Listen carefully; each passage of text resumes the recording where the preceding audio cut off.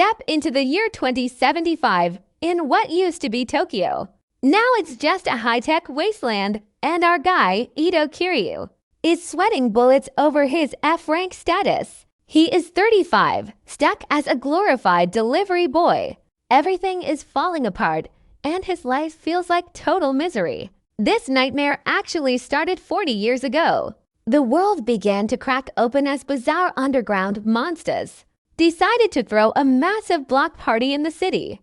They turned unsuspecting citizens into two toys, causing absolute chaos. Naturally, the military brought out their biggest guns. They tried to shoot their way out of the problem, but the beasts deployed high-tech energy shields.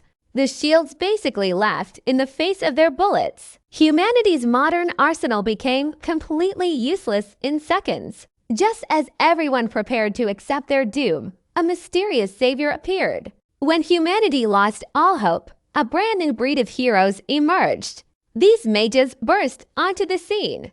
They combined ancient sealed magic with elite swordsmanship. They really kicked some serious but proving mystical spells worked, where heavy artillery and military science had failed.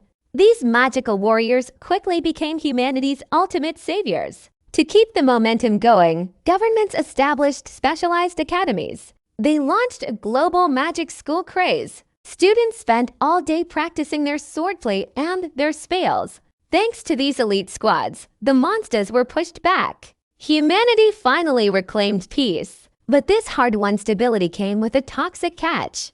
The new society ended up completely divided by magical talent. It created a brutal system of academic elitism.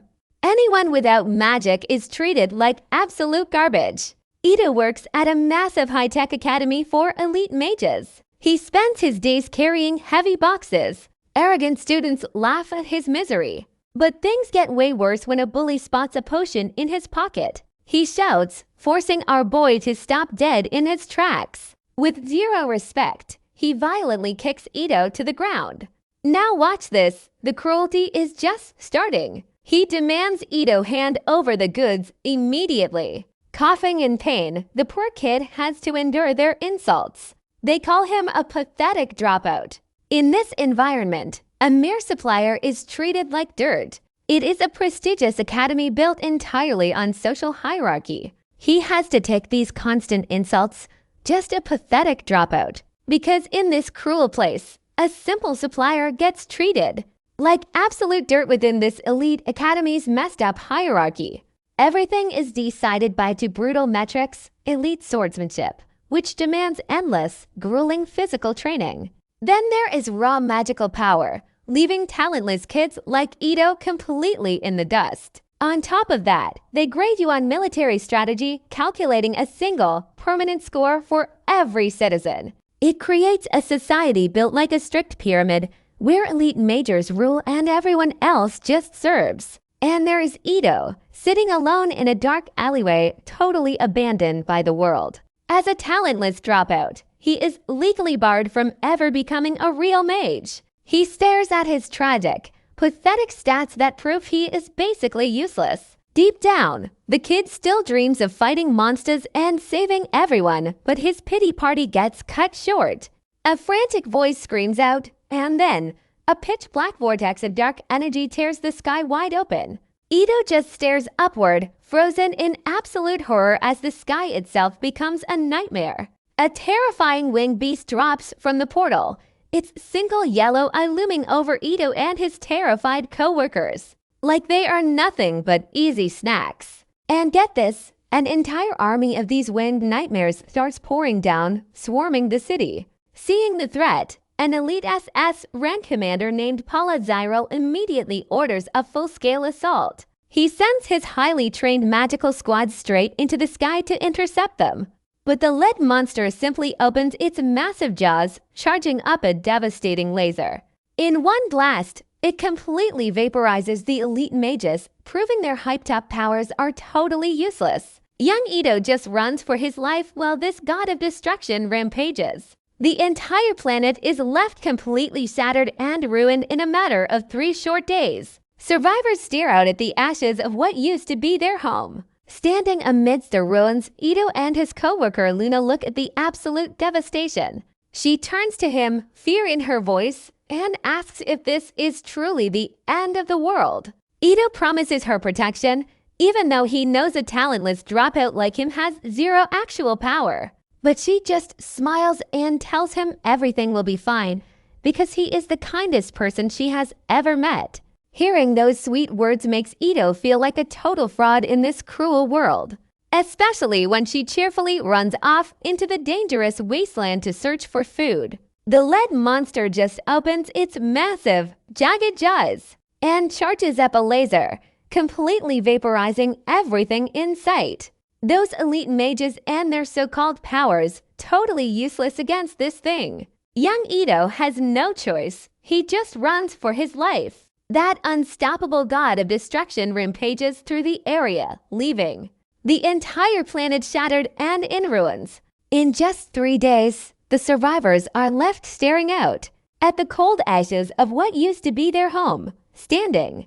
Amidst the wreckage, Ito and his co-worker Luna stare at the absolute devastation in shock, and she fearfully asks him if this is really the end of the world. He promises to protect her, even knowing a talentless dropout like him has zero actual power, but she just smiles and tells him that everything will be perfectly fine because he is the kindest person she has ever known. Hearing those sweet words only makes Ito feel like a fraud in this cruel world, especially when she cheerfully runs off into the dangerous wasteland to search for some food. Staring at the dirt, the kid wonders what kindness is even worth. Not when you're powerless, just another victim in this harsh world. He drops to his knees on the cracked earth, despair closing in. Then a blood-curdling scream rips through the silence. Luna! The sound cuts his pity party cold. A monster is attacking, and when Ito turns, his eyes widen in pure terror. His worst nightmare unfolding right in front of him. A winged beast has pinned Luna down, its teeth sinking into her shoulder. Ito leaps forward, a desperate, panicked scream tearing from his throat. Let her go. He's thinking of everything they've been through together. Since their parents were taken, years of surviving, just the two of them. He pushes every drop of energy into his only skill. A faint blue light radiates out, pure pressure against the monster, praying with everything he has that this F-rank ability might actually work. But the beast doesn't even flinch. It just tightens its massive, razor-sharp claws around her head. Ida's magic hits those wings and bounces off like nothing. A gentle, useless breeze, he stares at his trembling hands, completely crushed. Reality hits him harder than any blow. He is completely helpless. Just then, a powerful mage drops from the sky. Time to show them how it is really done. A massive green magic circle materializes right over the beast. The high-ranking mage descends, sword glowing with raw, lethal energy. Ito watches, totally dumbfounded, as the strike lands. And that warrior standing there, he recognizes him instantly. It is Gurren Diamante, the Elite S-rank commander. This guy has combat stats that are just plain insane. Gurren charges into the fray, his squad right behind him. They slice through the winged beasts like they are nothing. It gives Ito just enough time to scoop up the injured Luna. He finds a hiding spot and begs his bleeding friend to stay with him. Open your eyes, please, but she barely manages to whisper his name. With her very last breath, she lets it go. Then her head goes limp.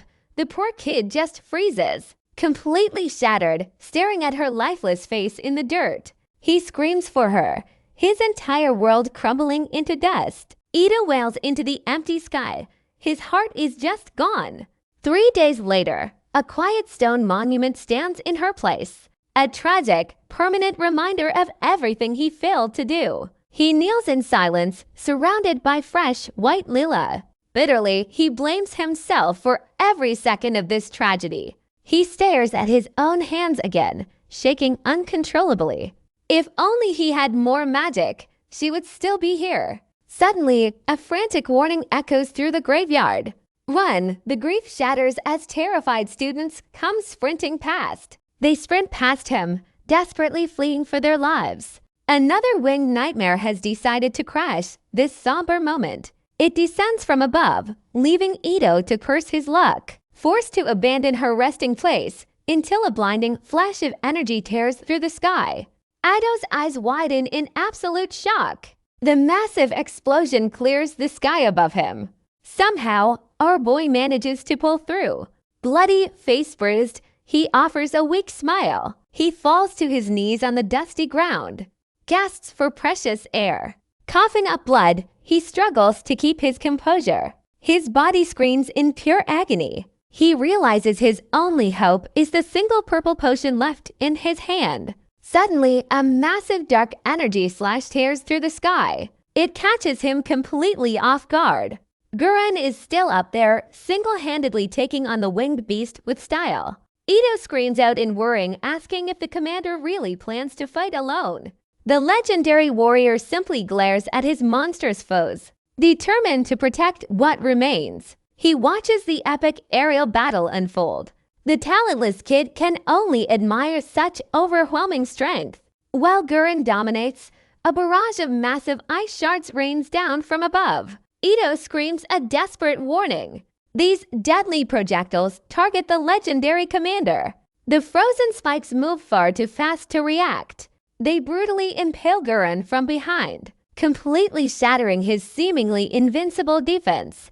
Coughing up a mouthful of fresh blood, the elite warrior gasps in agony.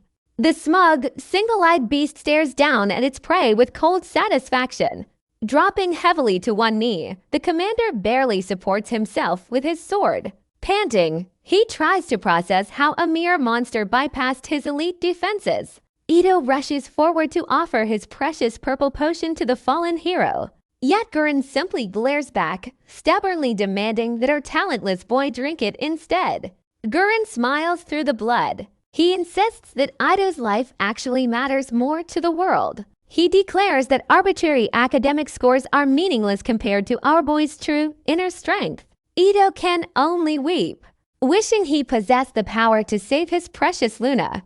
The dying commander admits he couldn't even protect his own lover from the beast. Ito is stunned. He realizes even legendary heroes carry the same crushing grief. Before Gurren suddenly slides off his glowing blade. And here is where the weight of this fight hits you. Everything changes now. The silence that follows is deafening. He slumps over, the light in his eyes finally fading away. He shoves the heavy silver gauntlet into Ito's hands, desperate. He's begging this talentless kid to step up, to protect what's left. Shocked to his core, Ito can only stare at the weight in his grip. He's in total disbelief. This request is absurd.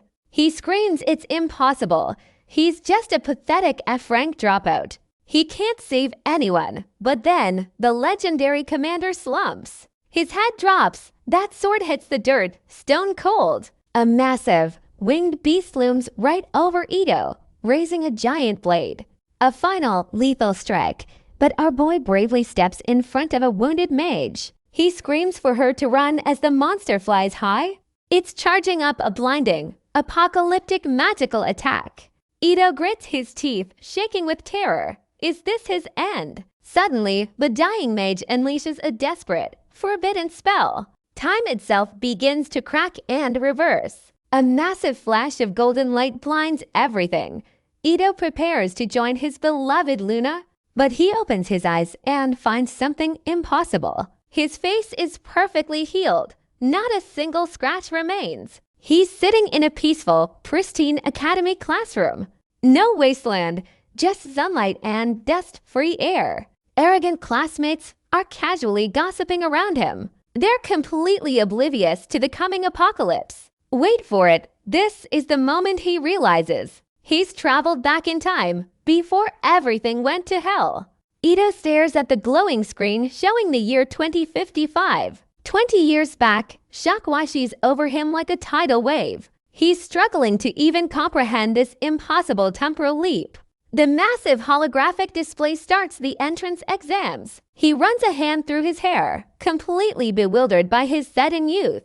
Then his eyes lock onto something. That heavy silver gauntlet is still resting snugly on his wrist. A vivid memory hits him, the mage unleashing that final spell. The commander's sacrifice actually worked.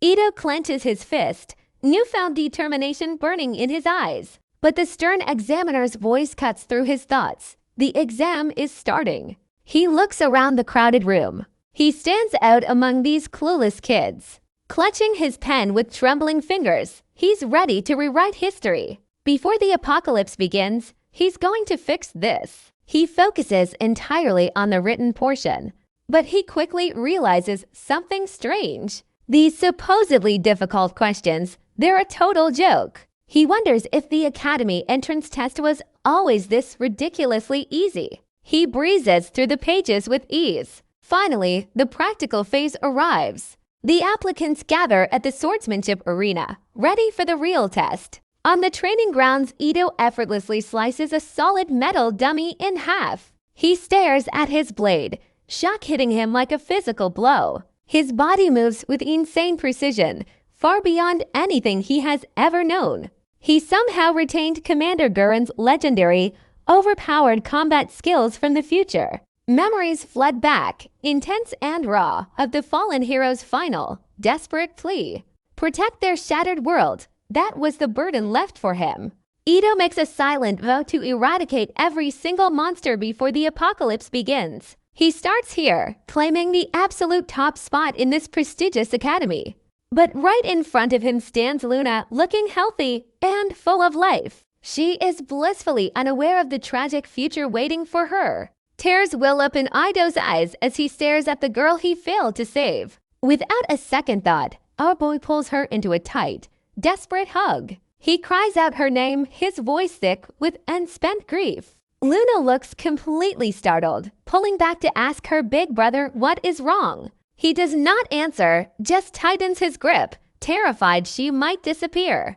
He swears to himself right there, he will never let her die a second time. Fast forward to the entrance ceremony, and Ito stands among the nervous crowd. He wonders about his exam score, his eyes widening with intense, sharp focus. The sheer horror of his past life crashes back into his mind. He remembers the arrogant bullies who used to torment him as F-rank trash. Suddenly, the booming voice of the academy principal echoes through the massive hall. He calls out Ito's name, forcing our boy to snap out of his dark thoughts. Ito steps forward, his heart hammering against his ribs in the silence. Wait for this! The room goes dead quiet as the principal starts speaking. Whispers ripple through the students, wondering who this random nobody actually is. The legendary principal walks right up to personally present Ito with a glowing box. Our boy stands there, completely stunned, staring down at the glittering prize inside. It is the golden badge, reserved exclusively for the academy's top student. He can barely process the reality that he actually claimed the absolute #1 spot. It instantly shatters the school's rigid social hierarchy before his first day even begins. Walking into the cafeteria later, Ito tries to blend in with the others. He is still struggling to believe his future knowledge made this rank so easy. His thoughts cut short when a student nearby starts complaining about the lunch. It is a sad tray of dry bread and watery soup for low-rank dropouts. Ito looks around the room, finally noticing the true layout of this place. The school divides its students even during a simple meal.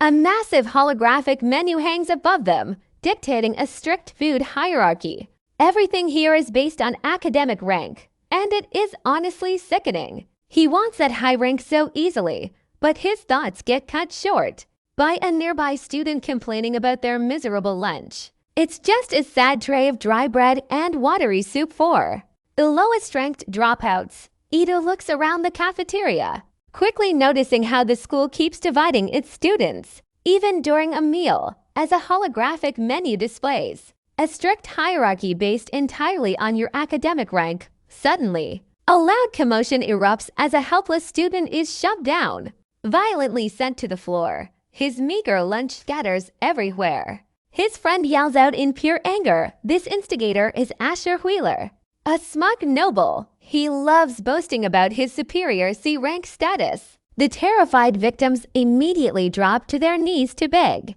In this brutal academy, defying a higher score means total expulsion. Disgusted by this pathetic display, Ito steps forward to help. He reaches out to pull the humiliated student back to his feet. But the arrogant noble blocks his path, mockingly sneering. He assumes our guy is just another low-rank nobody, until his eyes lock onto the glittering golden badge. That badge completely shatters his fragile ego. The realization that Ito is an elite rank hits him hard. Asher grinds his teeth in pure, bitter humiliation. His superiority complex evaporates in a single second. But instead of bragging, our guy casually kneels down. He starts cleaning up the spilled lunch all by himself. The surrounding crowd whispers in absolute shock. Who has ever seen a top-tier student act this humble? Disgusted by this decency, the noble storms off with his lackeys. He silently swears to make this overpowered newcomer bow down. Meanwhile, the cafeteria staff serves a massive, mouth-watering feast. It is reserved exclusively for the top-ranked students. Ito immediately shares it with the grateful, low-rank group. He is completely ignoring the school's strict social divide. Now watch this, someone is watching from across the room. A mysterious silver-haired girl takes notice of the scene. Sarah Grace, a high-ranking noble, finds his bizarre humility intriguing. She approaches Ito's table and asks to join him for lunch. It catches him completely off guard. In his past life, this legendary noble girl was out of his league. Sitting across from him, she praises his genuine, kind heart. But our guy just looks down, his expression hardening. He knows that sweet words won't stop the coming apocalypse. In a world doomed to burn, gentle feelings won't protect anyone.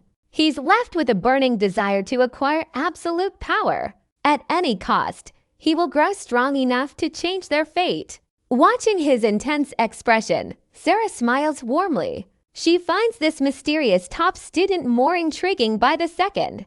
Meanwhile, a pair of bitter C-rank bullies glare at Ito. He realizes gentle feelings won't protect anyone. He's left with a burning desire to acquire absolute, overwhelming power. At any cost, watching his intense expression, Sarah smiles warmly, finding this mysterious top student more intriguing by the second. Meanwhile, a pair of bitter C-rank bullies glare at Ito.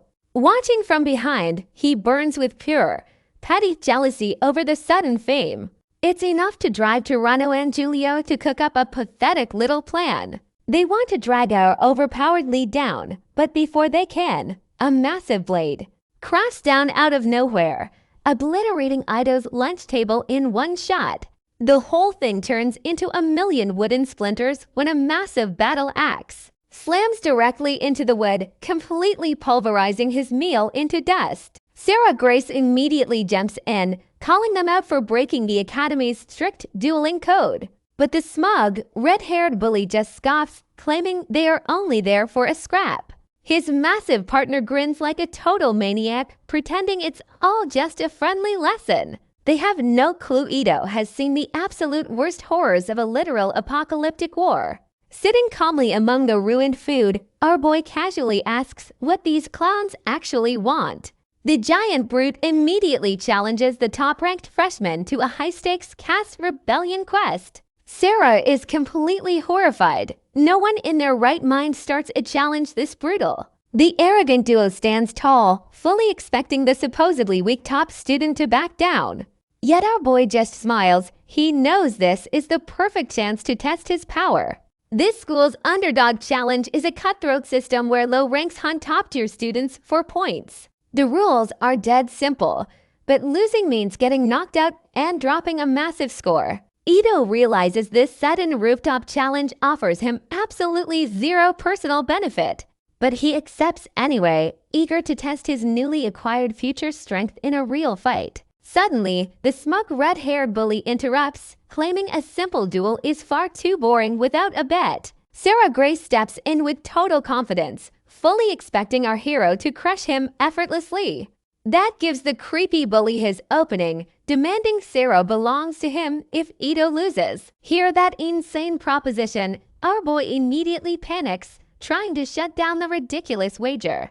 Yet the noble girl boldly accepts the terms without even a single second of hesitation. Ito can only stare in absolute disbelief, wondering why she'd gamble her entire future on him. Sarah quickly adds her own condition, demanding they stop treating her like an object if Ito wins. Toretto smugly agrees to the terms, completely convinced our boy stands absolutely zero chance. Standing on the windy rooftop, Ito realizes his opponent's higher rank gives him a massive edge. But this red-haired bully has no idea who he's actually messing with today. The red-haired bully interrupts, claiming a simple duel is way too boring without a bet. Sarah Grace steps in, fully expecting our guy to easily crush him.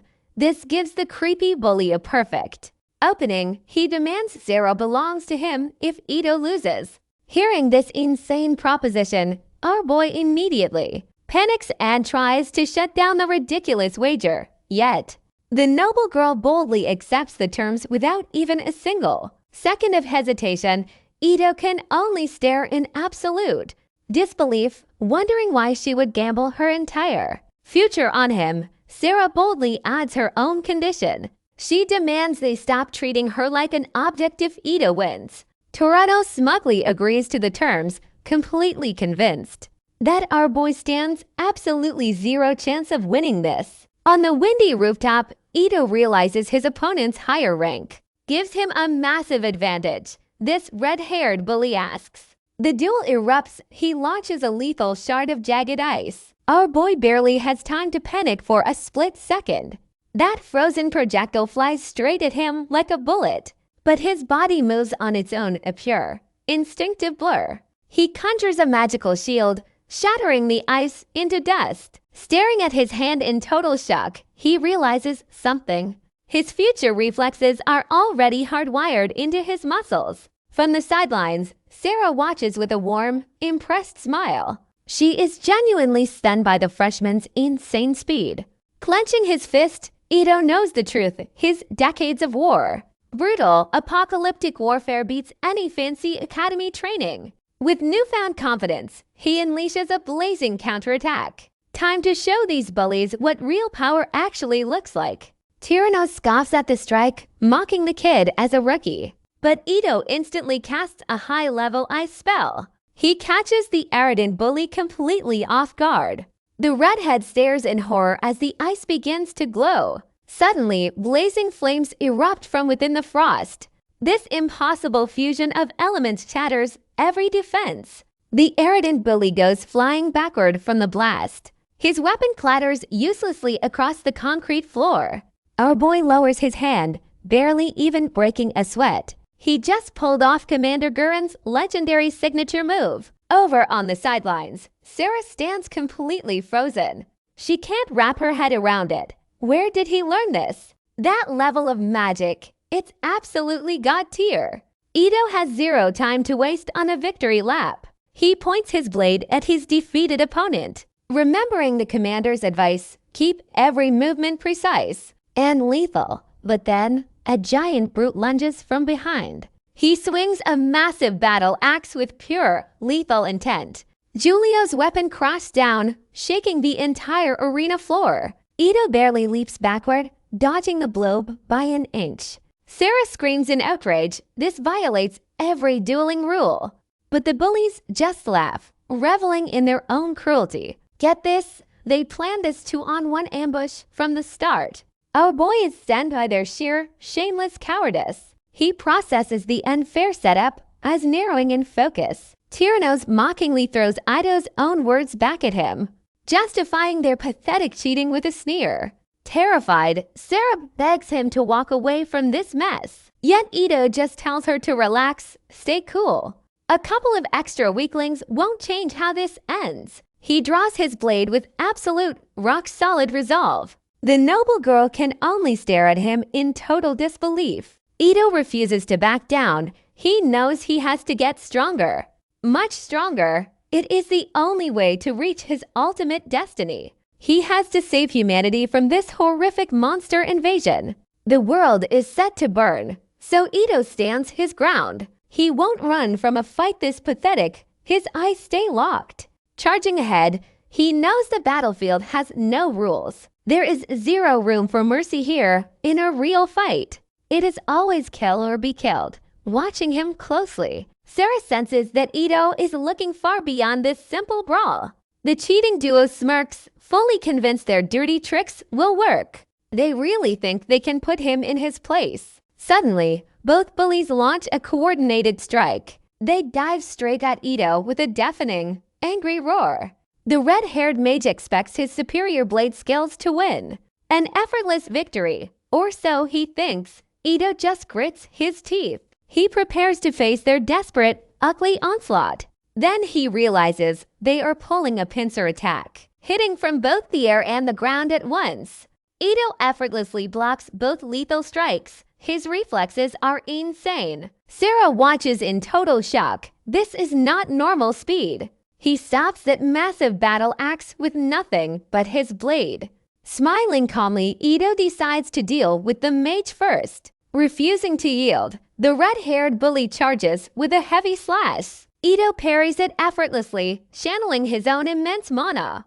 But the Academy's sword is too weak. It just shatters. Under that much raw power, the steel doesn't stand a chance. The giant brute sees his opening and lunges forward. He unleashes a devastating lightning spell from high above. Meanwhile, his partner activates a magic circle to seal Ito's fate. A slick grace spell forms under our hero's feet.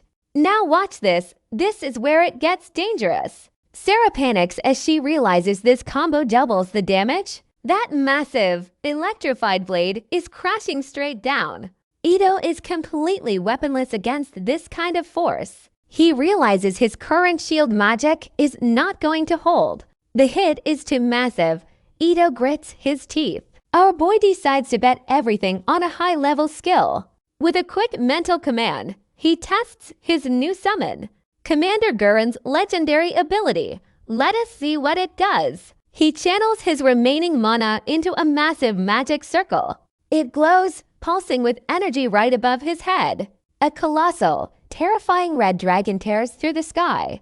It dominates the entire rooftop in one terrifying swoop. The legendary beast appears, and the bullies are shaking.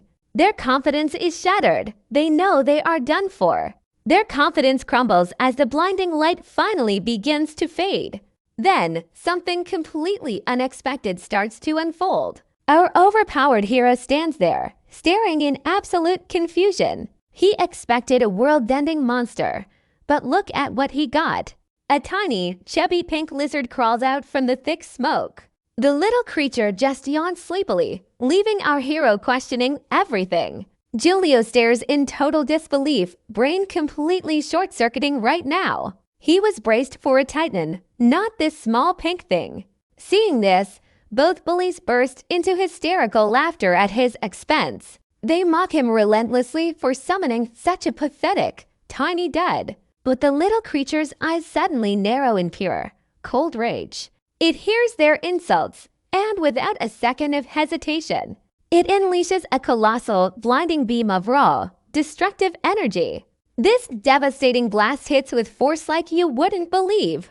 The cheating duo gets engulfed, screaming for mercy in pure terror. Ito just watches in sheer bewilderment as his tiny partner casually yawns, totally unfazed by the chaos it just caused. Sarah recognizes the beast, though realizing exactly what he summoned. Our boy just called forth a true legendary entity. Turns out this adorable lizard is actually Draga, an incredibly rare, God-tier S-rank summon. The defeated bullies are left trembling on the floor, shaking. Their entire world is shattered by this one impossible revelation. Ito casually strikes up a conversation with his new overpowered companion. Draga just nods in agreement, eyes fixed on the scene. The pink lizard glances back with a fiery glare, asking, should he finish off these pathetic bullies for good? That sends the terrified cheaters into a total, screaming panic. But Ito steps in, calmly deciding to end the duel now. No more violence, he tells the beast, shaking his head. Draga looks skeptical, reminding him that mercy is strictly forbidden. Ito just smiles, keeping his cool despite the warning. He tells his partner he has already seen enough power. These schoolyard bullies, they are future comrades, not enemies. They need to stand together against the real monster threat. The legendary beast stares in silence, processing that mature perspective. Meanwhile, the defeated duo slowly backs away from the scene. They mutter weakly that our boy just got lucky today. The red-haired mage grinds his teeth, swearing vengeance later on. Floating beside him, Draga softly mutters that Ito is kind. Ito formally introduces himself to his powerful new companion. He firmly tells the beast not to call him kind. But the adorable creature just watches him, intrigued by his heart. Honestly, it is rare to see someone so strong be so grounded. And with this bond formed, a new adventure truly begins. The little dragon just smiles back, happy to finally have a proper partner. Our boy returns the warm smile. They officially seal their legendary contract. Sarah Grace watches nearby in absolute awe, totally captivated. She realizes this freshman has incredible potential. This unassuming kid might actually become the strongest mage the world has ever seen. Later that evening, the city lights glow under a beautiful, serene sky. A cheerful blue-haired girl named Luna runs over. She immediately smothers the legendary dragon in hugs. Our boy casually explains that despite his god-tier power, the beast is basically just a pet. The ecstatic girl just keeps cuddling him like the puppy she always wanted. Watching her, he makes a silent vow he will never let her suffer in this lifetime. Ida warns Luna that despite the cute looks, this legendary dragon is actually incredibly vicious. The tiny beast instantly sparks with rage, clearly offended by the goofy label. Our boy laughs it off, desperately trying to pacify his prideful new partner. Watching their hilarious bickering, Luna just giggles at how adorable they look together. With his legendary companion secured, Ito officially begins his second shot at academy life. He faces his first major milestone as a freshman, the upcoming class selection. It turns out the school divides students into 3 factions. There is the bold Grey Ferric, then the ambitious Oso Squadra, who value raw power and dangerous adventures above all else. And finally, the cunning Alkan Manshaft, prioritizing strategic minds and high intelligence in battle. Knowing these factions constantly compete for massive score bonuses, Ito prepares to make his move. Standing at the podium, the headmaster addresses the massive crowd of freshmen. He explains that their choice of faction will completely shape their future as mages. Sarah leans in. She wants to know if he has finally made up his mind. Ito calmly admits he is still weighing his options before committing to any group. But here is the thing, she quickly warns him to avoid Grey Ferric at all costs. Their professor is notoriously brutal. That hits a nerve. A dark memory surfaces for our hero. He remembers getting tortured by them in his past life. Their leader, Ivan, is basically a sadistic devil masquerading as an instructor. His absolute favorite hobby? Making struggling students suffer under his relentless, abusive training. It leaves a young, defenseless Ito forced to endure it all over again. If he has finally made up his mind, but Ito calmly admits he is still weighing his options before committing to any faction, she quickly warns him to avoid the Grey Ferric at all costs due to their notoriously brutal professor. That triggers a dark memory for our hero, who recalls getting tortured by them in his past life. Turns out their leader, Ivan, is basically a sadistic devil, masquerading as an academy instructor whose absolute favorite hobby is making struggling students suffer under his relentless, abusive training, leaving a young, defenseless Ito to endure endless physical torment just to survive another day of lessons. And now, this terrifying tyrant has locked his eyes onto the academy's newest prodigy. Sweat drips down Ito's face as he reluctantly confirms his identity to the instructor. Sarah watches from a safe distance, wondering what this sadistic man wants with our boy. Turns out, Ivan already knows all about Ito's struggling financial situation. He brings up that pending scholarship, forcing the kid to admit the truth. Without that funding, attending this academy is basically impossible for him. That gives the corrupt professor the perfect leverage to demand Ito join his brutal faction. Ito sees right through this blatant trap, silently cursing the man's absolute audacity. Ivan just smirks, fully planning to break the freshman's spirit during training. Yet, Ito calmly accepts the unfair condition, keeping a perfectly straight face. This shocking submission leaves Sarah dumbfounded. She can't believe he'd walk straight into hell. But our hero is playing the long game, silently swearing to make this tyrant kneel. Ito stares back defiantly, boldly telling the instructor he has a condition of his own. Ivan leads him down the stairs, eager to initiate a special exam to test his limits. Ito is caught off guard, wondering what this sudden test actually entails. Then, the sadistic professor reveals he must fight a deadly, ranked magical beast. Our hero stands alone in a massive, cold underground arena to face his fate. The corrupt tyrant mockingly calls it an easy warm-up for a top-ranked prodigy. Ito silently wonders why this psycho is so obsessed with ruining him. Suddenly, a smug student with glasses steps forward, asking to watch the slaughter. Sarah immediately chimes in to spectate, determined to keep a close eye on our boy. Ivan happily agrees, thoroughly amused by his student's interest in the upcoming bloodbath. Sarah watches anxiously, fully convinced the professor is plotting something incredibly sinister. Now watch this, here comes the breaking point. Ito narrows his eyes as a heavy metallic gate begins to creak open. Standing firm in the dark, he prepares to face whatever nightmare waits ahead. A massive, muscular beast with razor-sharp claws slowly steps into the light.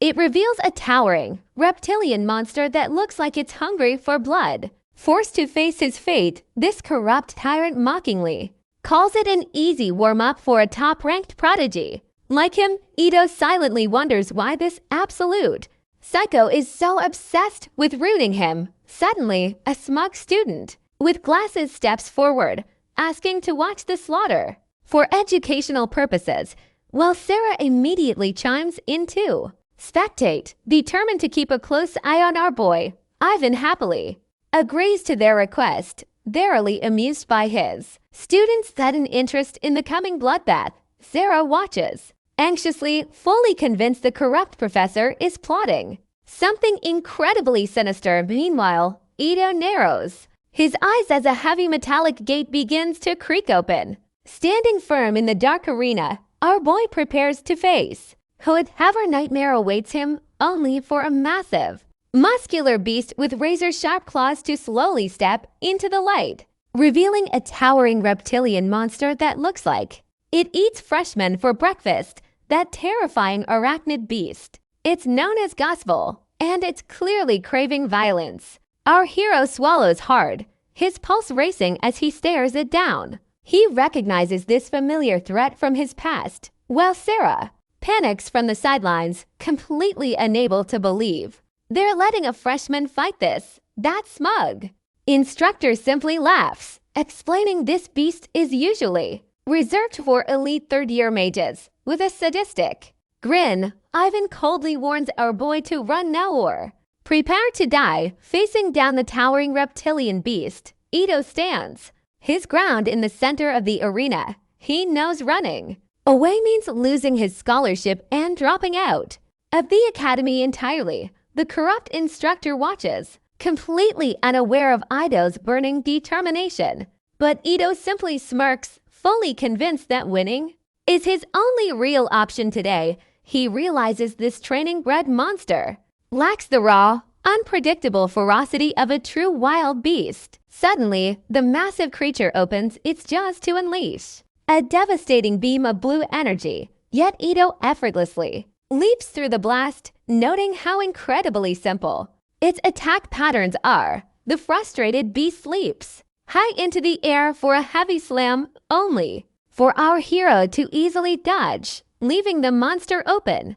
To a counterattack, Ito instantly activates a massive magic circle to trap the beast in its tracks. Ito quickly casts a glowing hexagonal shield to block the incoming attack, but the sheer force of the impact threatens to shatter his defenses completely as the massive Reptilian beast roars with an overwhelming surge of raw power. Ito stumbles backward, sensing an incredibly suffocating bloodlust. Watching from above, Ivan smirks, proud of himself for starving the beast for 3 days. It's successfully restored the monster's terrifying, completely unpredictable wild ferocity. The smug student, with glasses, eagerly cheers for Ito to get eaten alive. Sarah watches in absolute horror, convinced Ito stands no chance against this violence. Yet Ito simply closes his eyes, calmly analyzing the situation despite the immense pressure. He realizes this beast's artificial rages still nothing compared to a true wild monster. Ito smirks as he recalls a crucial piece of information about this artificial beast's weakness, pulling from his past life memories. He executes a perfectly timed leap forward, since these artificial training monsters are actually manufactured with a massive design flaw, specifically an AI-controlled chip. A chip implanted in their skulls, eyes watching from the shadows. Ivan freezes, pure shock as he realizes our guy knows everything.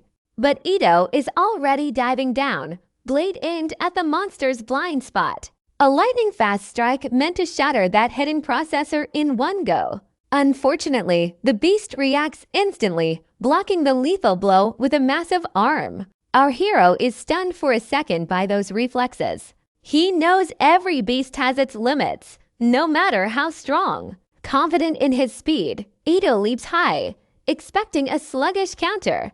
But the monster blocks again, leaving Ito completely off balance. Then a heavy clawed fist slams directly into his chest. Coughing up blood, Ito struggles to keep his focus through the pain. The beast follows up with a brutal punch, sending him flying. He slams hard against the stone wall of the cold underground arena. Wiping blood from his mouth, Ito stands up, sensing something is seriously wrong. This monster's power and speed are nothing like the creature in his memories. Meanwhile, the smug student with glasses whispers to the corrupt professor. They're talking about rewriting the beast's code. Ivan smirks, eyes glowing red, admitting he removed the limiter. The beast roars, transformed into a ruthless, mindless killing machine. Sarah immediately calls out the duo for blatantly setting Ito up. The student just smirks, claiming they're only helping a poor kid get funding. Disgusted by the hypocrisy, the red-haired mage glares at him. She calls him a coward, then turns to cheer for Ito. Now watch this, the fight is about to turn deadly. The monster raises its claws, summoning a massive magic circle. It unleashes a barrage of giant, razor-sharp ice crystals. Ito desperately conjures his shield, trying to hold back the onslaught. But the force is too much, shattering his guard into painful shards. Blood drips as he clutches his injured shoulder. Grim realization hits him, this modified monster is way beyond an rank. Turns out, this wasn't just training anymore. They are just helping a poor kid get funded. Disgusted by his shameless hypocrisy, the red-haired mage can only glare and call him a coward, leaving her to desperately cheer for Ito as he prepares to face the oncoming storm. Suddenly, the hyper-aggressive monster raises its claws to summon a massive glowing magic circle, unleashing a devastating barrage of giant, razor-sharp ice crystals directly at our defenseless hero. Ito quickly conjures his defensive shield spell, desperately trying to block the overwhelming frozen onslaught, only for the sheer force of the impact to shatter his guard, sending painful shards slicing through him, clutching his injured shoulder. Our boy grimly realizes this modified monster is far stronger than any normal rank. Turns out, this modified training, the monster has officially evolved into a terrifying S-rank threat. Ito stands his ground, staring down the overpowered beast. Sword drawn, he knows losing here means kissing his academy scholarship goodbye. His entire future is on the line, so our boy raises his hand. He unleashes his ultimate trump card, leaving that smug, glasses-wearing student stunned. That guy never expected this sudden surge of magical activation. A massive, blazing dragon spirit erupts behind Ito in a blinding flash. It's pure spectacle. and it absolutely breaks the brains of that corrupt professor. Even his cowardly lackey is frozen, watching the light rip through the room. Out of the smoke pops the legendary dragon, Draga. He looks incredibly cute and totally unbothered by the giant monster. Luna cheers enthusiastically from the sidelines, expecting a total sweep. She knows exactly what Ido's partner can do. Ido commands his tiny partner to show this oversized lizard who's boss. Draga unleashes a devastating stream of fire, telling Ido to relax. "Leave the rest to me," he says, hitting the giant beast dead on. The monster shrieks in absolute agony as the flames burn deep. Ido seizes the perfect opening to rush in and shatter the AI chip. But wait, watch this. Everything is about to go wrong. The beast suddenly erupts with a terrifying surge of dark, corrupting purple energy. Sarah watches in absolute horror as the entire arena begins to tremble. Gross mutations start tearing through the monster's back, rewriting its structure. It's happening in real time, and Ido is completely stunned. He's never witnessed such a monstrous transformation in his life. Meanwhile, Ivan just smirks from the sidelines, thoroughly amused by his pet. Now sporting multiple terrifying snake heads, the mutated S-rank nightmare towers over Ido.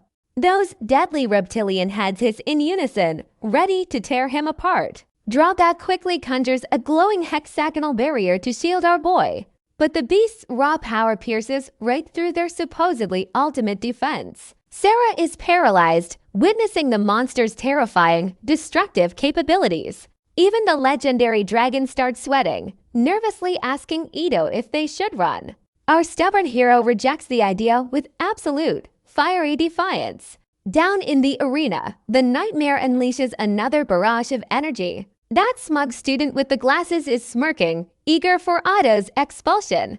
It's a pathetic, jealous rage. He just refuses to let a freshman surpass him. Then suddenly, Sarah screams. Terrifying destructive power, even the legendary dragons are sweating. They're nervously asking Ido if they should just turn and bolt. Our stubborn hero instantly rejects the idea. He shows nothing but absolute, fiery defiance. Down in the arena, that mutated S-rank nightmare lets off another blast. A devastating barrage of energy while the smug student in glasses smirks. He's eagerly waiting for our boy to be permanently expelled. It's fueled by a pathetic, jealous rage. He just can't stand a freshman surpassing him. Suddenly, Sarah screams his name. From the balcony, the truth drops. This entire exam is just a rigged trap. Ido stands there completely stunned. The ugly weight of this corrupt conspiracy finally clicks into place. Sarah screams a desperate warning from above. She reveals the duo modified the Beast AI program to cheat. Our boy connects the dots. He finally realizes why this lizard kept leveling up mid-fight. But instead of backing down, Ido boldly declares he has to win this. The red-haired mage breaks into tears. She begs him to stop being so reckless. Meanwhile, the smug student with glasses scoffs at Ido's defiance. He calls him a stubborn fool. The mutated nightmare roars with bloodlust, charging to tear our hero apart. Floating nearby, Draga nervously points out the obvious. A modified monster like that probably has zero weaknesses left. Yet Ido suddenly grins. He realizes the modification itself is actually the key to victory. He points his blade high, commanding his tiny dragon partner. He tells her to unleash fire absolutely everywhere. The cute dragon skeptically agrees, clearly wondering if there is any logic here. Ido stands ready as Droga's flames begin to sweep the stone arena floor. But the mutated beast barely shrugs off the heat. It launches a massive physical counteroffensive. Now watch this, here is where Ivan gets way too confident. Ivan scoffs, convinced a basic fire attack won't scratch his masterpiece. At that exact moment, the monster charges up a surge of dark lightning. Yet our tiny dragon partner refuses to back down. She unleashes an even hotter stream of flames.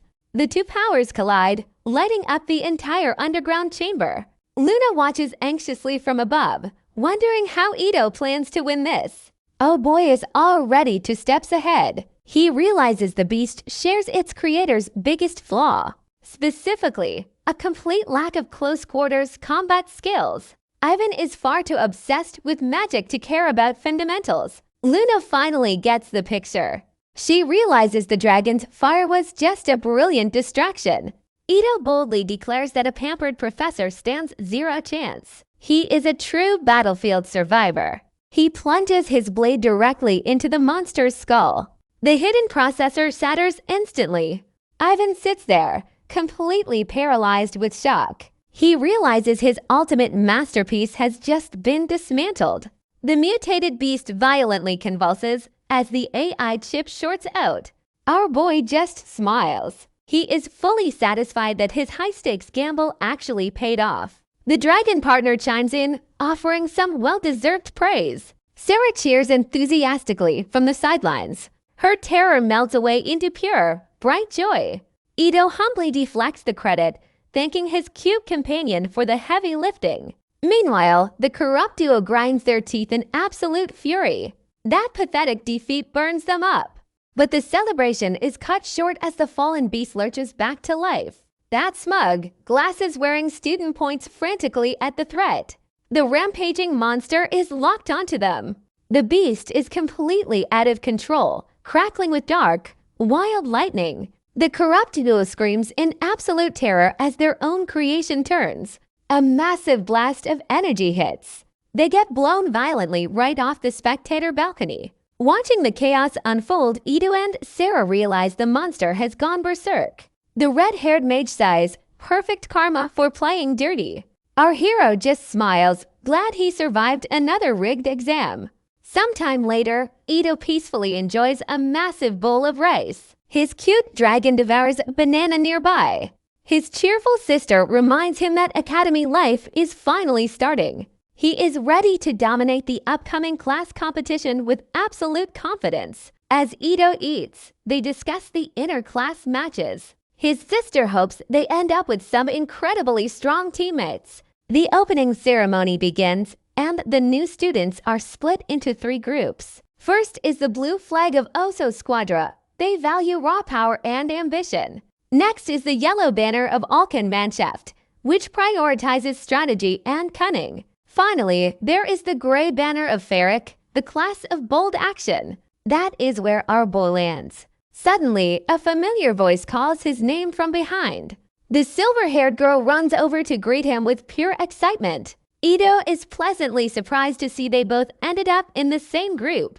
She immediately pouts, claiming she definitely did not follow him on purpose. Ito confidently assumes having Sarah in his group makes their class unbeatable. But wait, here comes the powerhouse class. They start bragging about their superior raw strength right away. Sarah admits they have some heavy hitters, but Ito is not worried. It breaks his entire train of thought. The silver-haired girl is sprinting over to greet him. She's absolutely excited, and Ito is pleasantly surprised. They both ended up in the exact same group. She immediately pouts, claiming she definitely didn't follow him on purpose. Ito confidently assumes having Sarah on the team makes them unbeatable. But that rival powerhouse class is already bragging about their raw strength. Sarah admits they have some heavy hitters on their side, but now they have to test their navigation skills. They need to clear dangerous checkpoints with just a map and compass. Ito is pretty skeptical, especially looking at the competition. The whole opposing roster looks like a shady gang of street thugs. Suddenly, the corrupt Professor Ivan appears on the scene. He offers a creepy smile and promises to train Ito personally. Our hero is sweating bullets, realizing his worst nightmare is real. The professor hands over the official class roster with a smug grin. He flashes an incredibly ominous look while revealing the names. These are the students assigned to their brand new red class. As the duo flips through the pages, Sarah gasps in total disbelief. She scans the list and finds something honestly shocking. Almost every single one of their new classmates is an F rank. Ito stares at the roster, his face pale with pure shock. Why is their class so ridiculously, unfairly unbalanced? The new classmates look like a group of depressed, bottom-tier weaklings. The corrupt professor just offers a smug, mocking wish of good luck. Now watch this. Sarah starts frantically flipping through the guide. She points out that all the elites were shoved into yellow class. Our boy starts to suspect some serious behind-the-scenes rigging. Suddenly, a smug student named Asher Willer steps up to mock them. He claims the failures stand zero chance of surviving the term. Ito demands the wealthy brat explain how this division happened. The smug noble just shrugs, blaming it all on pure capitalism. He explains with a punchable grin that power follows the money. Real wealth dictates the ranks, he claims, looking down on them. Sarah gasps in horror, realizing he literally bought the whole class. That wealthy brat even tries to recruit Sarah for his team. He mockingly invites her to join the elites, but she shuts him down. She refuses to associate with a bunch of cowardly cheaters. Before things can get worse, a booming voice echoes across the yard. Principal Abudera takes the stage to kick off the academy event. A massive holographic screen flickers to life above them. It reveals a detailed map of the dangerous wilderness ahead. Sarah quickly realizes they are facing a classic orienteering exercise. This test requires them to navigate checkpoints with just a compass. The principal promises a massive 100-point reward for the winners. That prize fires up Ido's underpowered classmates right away. They desperately need those points to move up in rank. But the catch, it is definitely not going to be easy. The principal is promising a massive 100-point reward for every member of the fastest class to finish. That huge prize instantly fires up Ido's underpowered classmates. They desperately need those points to rank up. But there is a catch. They watch the rival squad show off their power. Those guys mockingly tell the speedsters to pack up and go home. Only 5 students from each class can even enter this. That smug kid in glasses just smirks, totally full of himself. He is betting everything on a speed spell to carry him. His beefy teammates are just laughing, treating this like a joke. They think it is going to be a total walk in the park. But Ito senses something is wrong. He knows better. This is not just some normal race, and he feels it. The whole course sits deep inside a monster-infested wasteland. A simple navigation task just turned into a brutal survival fight. The stakes just went through the roof for everyone. Looking at his classmates, he sees the hopelessness in their eyes. Ito remembers being that F-rank failure, struggling to get by. That memory fuels a fire in him to prove the doubters wrong. Even underdogs can pull off the win if they are smart. Sarah is skeptical, asking how they could ever win with weaklings. Ito ignores her doubt and asks the group about their skills. Does anyone here have experience with navigation or crafting? 3 incredibly timid F-rankers slowly raise their hands. They look absolutely terrified, just trembling where they stand. Ito immediately offers to team up with them right there. He invites them to join him and Sarah for the race. The gray-haired boy hesitates, afraid they will only hold Ito back. Ito flashes a confident grin. He knows what he is doing. He tells them victory is still within their grasp. That leaves the underpowered trio completely stunned. They have never seen someone so unbothered by the odds. Sarah is still doubting, pushing him for a real plan. But before he can even answer her, the race begins. Principal Abudera fires the pistol, and they are off. The glasses-wearing student casts his spell, showing off his power. His elite squad looks like they are fired out of cannons. They blast ahead, leaving everyone else behind in the dust. Ito does not even flinch. He stays completely calm. He tells his team it is time to move out. His new teammates freeze, totally convinced they are doomed. Ito delivers a speech, pushing them to trust his lead. He needs them to believe in him if they want to survive. His words hit home, leaving them speechless for a second. They are trying to process where this confidence even comes from. Then the third teammate nods, finally putting his faith in Ito. Now the whole group is officially behind his leadership. Ito silently vows to carry this squad to a total victory. With their spirits finally lifted, they are ready to fight. The new red class charges headlong into that dangerous wasteland. Meanwhile, the aggressive delinquents are already making their move. The members of Oso's squadron sprint ahead, dead set on keeping their lead. But then, the elite yellow class squad suddenly surges forward. They are pushing everyone aside, demanding the path be cleared for them. The leading squad is left completely stunned by their raw pace. Turns out, those smart elects from Alkan Manshaft have easily bypassed them. They used specialized buffs, and their smug leader isn't quiet about it. He's bragging about dumping every bit of combat power just to win this race. Meanwhile, the brute force squad panics. None of them can cast speed magic. They watch in horror as their rivals tear ahead without a backward glance. Then Ito suddenly brings his team to a total halt. He raises a hand, forcing his confused teammates to stop dead. Sarah is frantic, demanding to know why they are wasting precious time. But Ito ignores the panic, looking straight at the timid, gray-haired boy.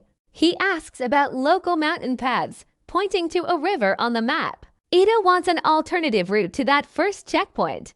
The nervous guide confirms it's an option, though he warns it's a massive detour. Even so, Ito happily accepts the delay. Sarah offers to cast speed magic on everyone, but Ito shuts it down. He knows this rigged race isn't going to be won by sheer speed alone. Far ahead, the smug student in glasses leads his elite squad forward. He is fully convinced the win is already in the bag. But suddenly, the leading squad screeches to a violent halt. An unexpected obstacle stands right in their path.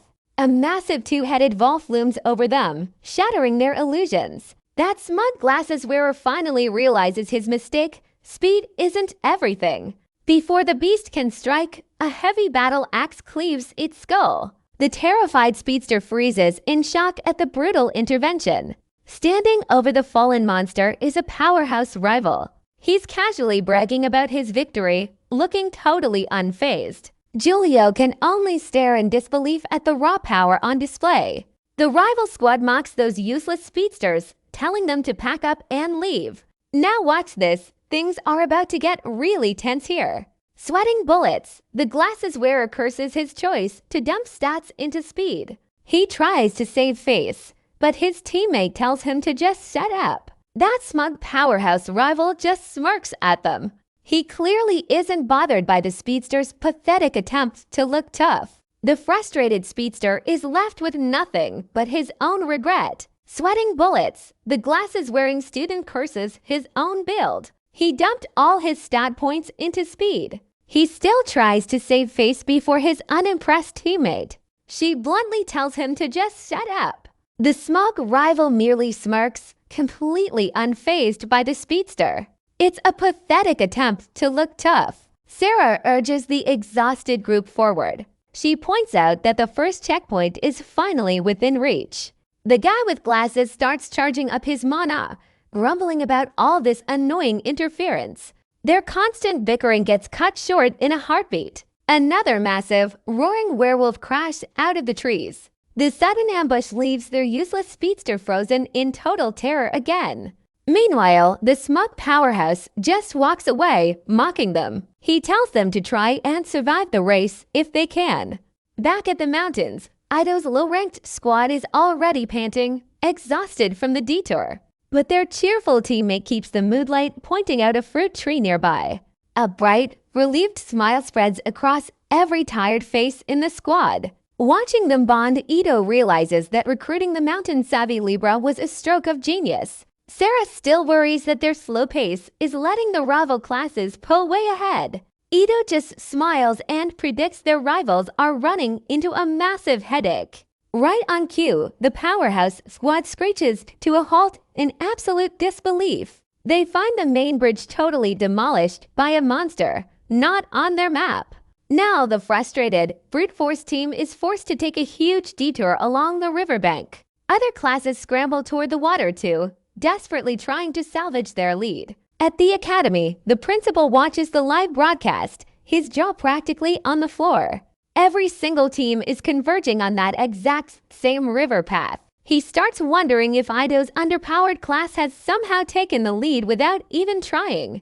Our boys' squad is already waiting comfortably at the riverbank, fresh and completely relaxed. That's when the principal realizes Ito predicted this bottleneck perfectly. He really does have some serious tactical genius. Sarah urges the group forward, pointing out the first checkpoint is finally within reach. Right on cue, a small stone shrine with a carved owl appears through the trees.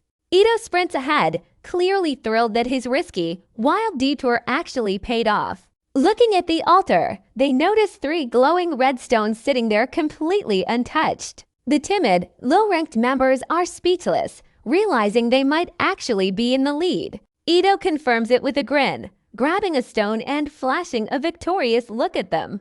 But here's the thing, how did he know?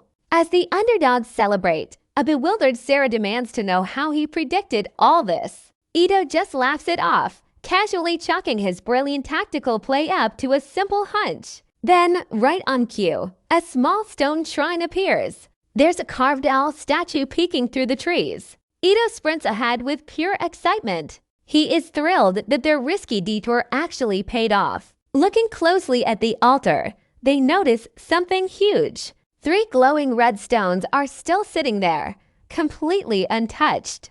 Now watch this. Their faces are priceless. The timid rankers are speechless, realizing they might actually be in the lead. Our boy happily confirms it by grabbing a stone. He flashes a victorious grin at his stunned teammates. Those underdogs have no idea what they just pulled off. As they celebrate that impossible lead, a bewildered Sarah demands to know how he predicted it, but Ito just laughs it off, casually chalking his brilliant tactical play up to a simple gut feeling. Watching him smile, Sarah silently admits to herself, this underpowered squad might actually have a shot at a miracle, until a pair of glowing blue eyes suddenly locks onto Ito from the dark. Rustling bushes, Ito's eyes widen, in pure shock as he spots a massive threat lurking nearby, while his terrified teammates instantly lose their minds, screaming in absolute horror. They reveal a massive glowing blue beast blocking their path to the first checkpoint. Sarah immediately panics, frantically urging the group to turn around and run for their lives, but our boy firmly refuses, knowing they cannot advance without taking this monster down. This trembling group complains that nobody warned them about facing high-level magical beasts. Ito just draws his sword and boldly commands his team to prepare for battle, which only makes the timid trio panic harder. Because of their weak F-rank status, even Sarah draws her blade, while insisting that their underpowered squad stands absolutely zero chance. Ito stands his ground, asking if they would run if their own families were in danger. These F-rankers stare in absolute horror, completely paralyzed by the massive beast before them. But Ito stands his ground against the towering monster, refusing to take even a single step back. He remembers the painful day he was completely powerless to protect his own sister from a demonic beast. It's exactly why he refuses to let fear dictate his path ever again. Sarah frantically screams that his reckless bravery is going to get them all killed. Yet his unwavering resolve strikes a deep chord within his trembling teammates, inspiring the timid fighters to draw their weapons and finally stand up to fight. Our boy flashes a proud grin, thrilled to see their spirits finally ignite. It leaves a stunned Sarah realizing Ito has somehow turned these cowards into actual warriors. Now, his newly motivated teammate eagerly steps forward, demanding to know the master plan. Remembering his days as a supply officer, Ito recalls a captain defeating this exact type of monster. He quickly instructs his team to target its antenna while he draws its attention, charging straight into the beast's path with absolute confidence that they will all survive together. Then, he suddenly activates a high-tier summoning spell that bathes the forest in a brilliant purple glow. It leaves Sarah and the others completely dumbfounded by this sudden display of high-rank magic. Then, this tiny, adorable red dragon pops out, yawning wide. It asks what is up, but Ito just shrugs it off.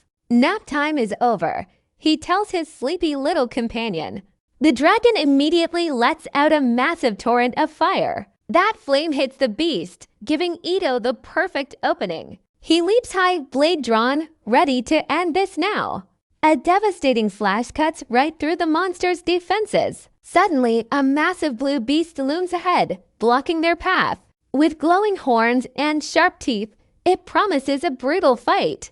Sarah and the F-rankers charge forward, weapons ready to strike. But that monster lets out a terrifying, bone-chilling roar. A wave of pure panic hits the group instantly. Ito yells a harsh reminder they must fight to survive here. It is do or die on this battlefield, no room for fear.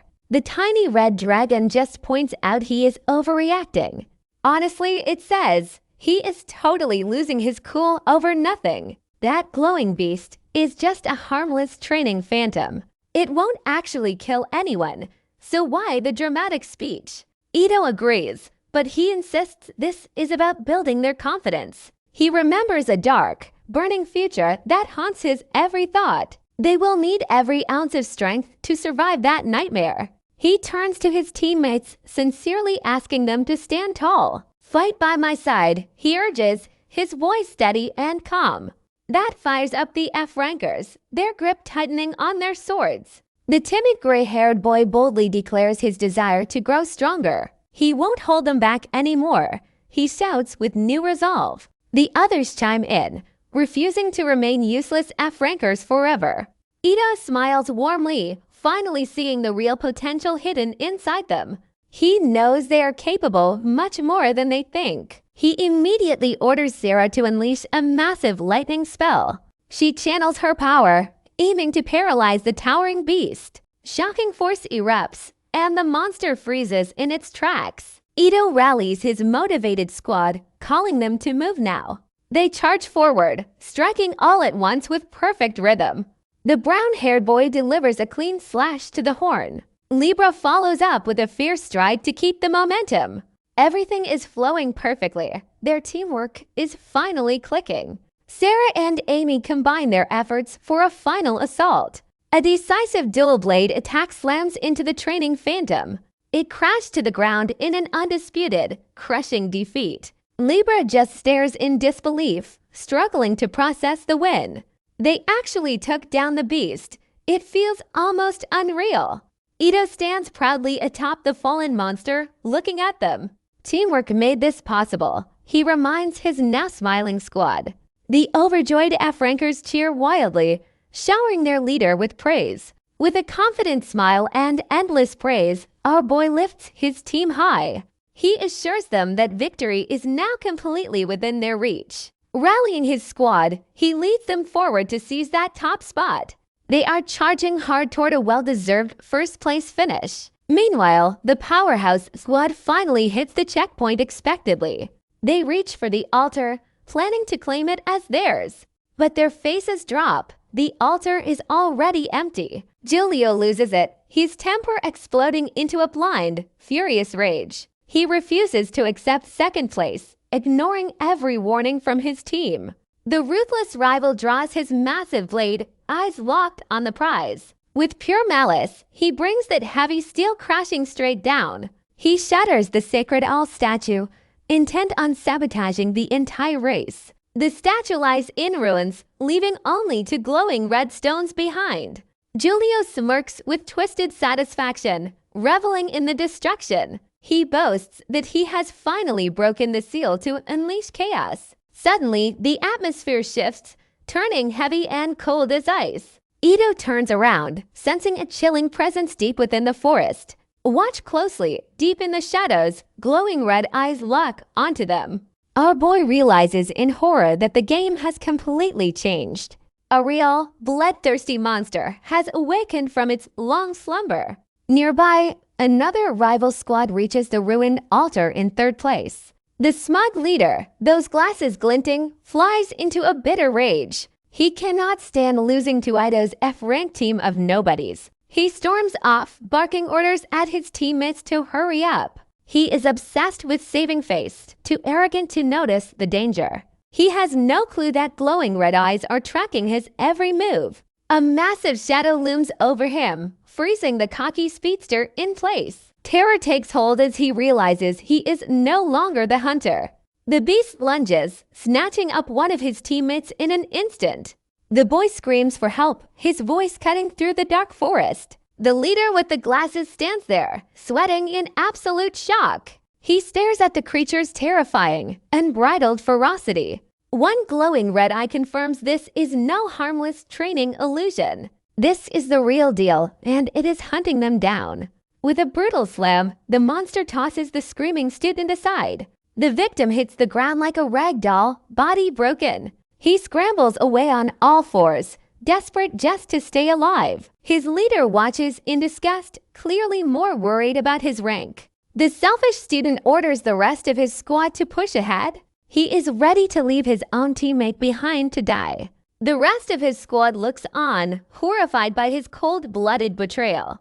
Meanwhile, Ido's team is still sprinting through the trees, focused. They are pushing harder than ever, aiming for that victory. Our boy silently vows to protect his weak teammates from any danger. He has no idea what is waiting for them just ahead. Ito points to the horizon, where the massive second checkpoint finally emerges. This squad reaches the gates. It's not a fortress, but an ancient library. As they approach, Ito feels a heavy, oppressive magical pressure. The air feels thick, suffocating. They step into the dungeon-like halls together. His teammates rely on him, but Ito senses a dangerous shift in the air. He stops dead. Suddenly, a swarm of glowing blue books bursts from shelves. The group is surrounded. A wave of raw magic hits them hard. Ito thrusts his hand out to cast a high-tier barrier, but nothing. Pure horror sets in. His magical abilities are completely locked down. Defenseless, the blue energy overwhelms his senses like a tidal wave. Our brilliant leader crashed to the cold stone floor, dazed and helpless. Ito pushes himself up, rubbing his head, wondering if they were teleported. Sura looks around, sensing an incredibly dense concentration of magic nearby. She finds a stone fox statue with glowing blue eyes staring right back. Now watch this. The atmosphere shifts as a strange sound echoes out. Creaking from dark corners, shadows begin to twist and warp. Both spin around in shock. A massive presence manifests behind them. It's a towering horned beast holding a silver-haired boy in razor-sharp claws. Sarah gasps in absolute horror, recognizing the captive as her older brother. Ito questions her, but she explains through tears he died years ago. She's overwhelmed by grief, staring at this impossible, heartbreaking phantom. The vision flashes back to her brother protecting a young Sarah. She's just a child, screaming as the beast drags him away. Back in the present, Sarah collapses, consumed by crushing, tragic guilt. She's stuck on the cruel illusion of her brother in the beast's grip. Ito comforts her, realizing this library is hitting them with mental interference. But before he can snap her out of it, everything changes. They spin around in shock as a massive presence suddenly manifests. A towering horned beast looms behind them, claws glowing with malice. It holds a captive silver-haired boy in its massive, razor-sharp talons. Staring at the captive, Sarah gasps in absolute horror. She recognizes him instantly. It's her own older brother. Ito quickly questions her, but she just tearfully explains. Her brother died protecting her years ago, a memory etched in blood. She's completely overwhelmed, staring at this heartbreaking phantom. A cruel memory of the past brought back to life. It shows her brave brother standing between a young Sarah and that same bloodthirsty monster, while the helpless girl could only scream. The beast dragged him away forever. Now, in the present, Sarah collapses in a flood of tears, completely consumed by the crushing guilt of that tragic day. She's frozen, staring at the illusion of her brother in that grip. Ito quickly reaches out to comfort her, realizing the truth. This library isn't just books. It's launching a targeted mental attack.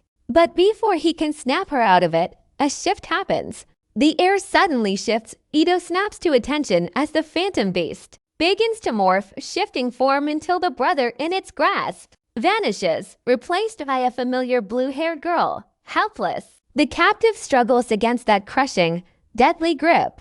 It triggers Ido's worst nightmare in vivid, painful detail. He's thrown into a state of sheer panic, gasping out his sister's name, leaving a confused Sarah to ask who she is. Ito reveals it is his little sister. This raw, agonizing memory of failing to protect Luna flashes before his eyes. Ito realizes this cruel illusion is deliberately weaponizing his deepest, darkest regret, while two massive, horned gorilla beasts materialize from the shadows to corner the pair. Terrified by the overwhelming pressure, Sarah desperately grabs his sleeve and begs him to run, but Ito flatly refuses to flee his past mistakes ever again. He explains this is a trial room, built to force them to conquer their own hidden trauma. He turns to his trembling teammate, passionately urging her to stand and fight by his side. That single moment sparks a flame of courage in Sarah. She clenches her fist in agreement, just as the twin phantom beasts unleash a deafening roar and charge straight toward them. Drawing his blade, Ito prepares to shatter this mental attack with his newfound strength. The towering gorilla roars, ready to tear our lead to shreds. In this twisted illusion, lunging forward with absolute, sickening desperation, Ito leaps into the air to save his sisters. Phantom, he swings his blade, shouting for a fire spell to incinerate the oncoming threat, but his magic completely fails to activate. He's sweating in absolute panic as reality hits, staring down at his bare wrist. Ito realizes something far worse than a magic seal. His captain's bangle is completely gone. That means this room has stripped away all his future progress. Sarah screams his name in terror, completely helpless, as she watches her leader freeze up, while the massive beast closes the distance. Its giant fist looms right over his defenseless body. Ito is forced to face a brutal reality check against an awakened S-rank monster he cannot defeat. He knows a single mistake in this weakened state will cost him everything. Sarah screams for him to run, but Ito's eyes lock onto the beast with stubborn defiance, bracing himself. Our lead barely blocks a massive, bone-crushing fist with his basic sword, refusing to let his reset stats define him. He vows to stop running from his fears, leaving a terrified Sarah watching. Sarah watches in awe as he holds his ground against the giant. Suddenly, the monster unleashes a blinding swipe, but Ito narrowly deflects the blow with pure instinct. Leaping high, he prepares a strike to shatter his past cowardice, but the beast counters with a massive freezing wave of ice. Magic spills everywhere. Sarah panics at the unavoidable attack. Ito stays calm, prepping his final move with a brilliant light. With a glowing flash, our boy cuts forward to make a clean break. He cleaves through the icy blast, delivering a devastating blow straight to the towering beast. Ito effortlessly weaves through the giant attacks. He relies entirely on his physical reflexes now. Sarah watches in absolute shock. He is fighting without one drop of magic. As Ito grips his sword, it hits him. His stats were never taken away. Confidence restored, our boy instantly pieces together the trick behind this twisted trial. He yells to his terrified teammate everything they see is just a mental illusion. Unfortunately, Sarah remains paralyzed by her own grief. Clutching her chest, tears filling her eyes, Ito firmly reminds her of the vow she made to succeed for her fallen brother. It strikes a deep chord within her. She struggles, but slowly, the trembling girl stands tall, finally finding the courage to face her deepest trauma. She boldly declares her desire to become the mage her brother wanted. Ito locks eyes with her, confidently declaring that they will face this trial together. He points out the injured beast's missing arm. Sarah knows exactly where to strike. With their plan set, the duo charges forward into the fray. Absolute determination, both fueled by the desire to protect the siblings they cherish. Leaping high, our boy unleashes a powerful glowing downward strike. His blade carves a massive wound right through the towering beast. It creates the perfect opening. Exactly the cue Sarah needs to sprint forward and sees her moment. She slides under the giant's guard to deliver a swift, decisive slash. She beams with relief, celebrating their victory as the dust settles. But our boy quickly cuts her short. The danger is far from over. The twin gorilla beasts suddenly glow with blue light, healing all their injuries in an instant, leaving Ito and Sarah to realize this nightmare is just getting started. She beams with sudden relief, proudly celebrating their victory. As the dust settles, she thinks they've finally won the fight. Ito cuts her short. The danger is far from over. Those twin gorilla beasts suddenly glow with a chilling blue light. They're healing, every single injury vanishing in seconds. Ito and Sarah realize they're back at square one. He knows physical hits alone won't cut it, but then, suddenly, the rest of his squad bursts in, eager to jump in. They offer to join the fight, but he hesitates, worried sick. He doesn't want his weaker teammates in the line of fire. These S-rank awakened beasts are way too dangerous for normal students. Still, Libra steps forward, insisting they help carry the load. She says they won't let Ito and Sarah handle this alone. Proudly, she boasts their trio already took down a magical beast. That revelation leaves Sarah totally speechless, staring at them. She looks at her supposedly weak teammates in pure shock, marveling at how much they've grown in such a short time. Ito just smiled, proud to see them holding their own. His friends have clearly conquered their own mental trials. Motivated, Ito rallies his squad, ready to take this on. He declares they'll face the trial together, as a team. But their prep gets cut short when the room shifts. A stone fox statue catches their eye, standing oddly still. It starts glowing, eyes burning with an eerie blue light. A surge of raw magic swirls through the ancient library. It draws Ito's sharp gaze toward a specific, dusty shelf. A strange book there is pulsing with that same light. He instructs a confused Sarah to read the spine label. She looks, and it turns out the title is clear. It literally spells out seal magic, right there in English. Sarah realizes this dumb library gimmick locked their abilities down. Ito strokes his chin, quickly analyzing the room's hidden rules. Watch this, he's already figured out how to win. He confidently declares they finally have a shot at these beasts. Ito lunges toward the shelf to grab that crucial book. His teammates panic, totally baffled why he wants light reading. But he ignores the noise, focused on the prize. He yanks the volume, hoping to break the spell sequence. Unfortunately, the twin gorillas aren't waiting for story time. They lunge forward, a vicious swipe ready to crush them. Sarah is desperate to buy time for the squad. She thrusts her hand out, trying to summon a barrier. But she realizes with total dread her mana is locked. The group takes the brunt of the massive shockwave. She clutches her head in frustration, feeling completely helpless. Without her signature defensive spells, they're sitting ducks. The towering beast looms directly over her now. Under the cold, watchful eyes of that stone fox, Ito ignores her desperate warnings, eyes locked on his goal. He's not looking back, pushing forward through the chaos. Because if he fails, the whole squad goes down.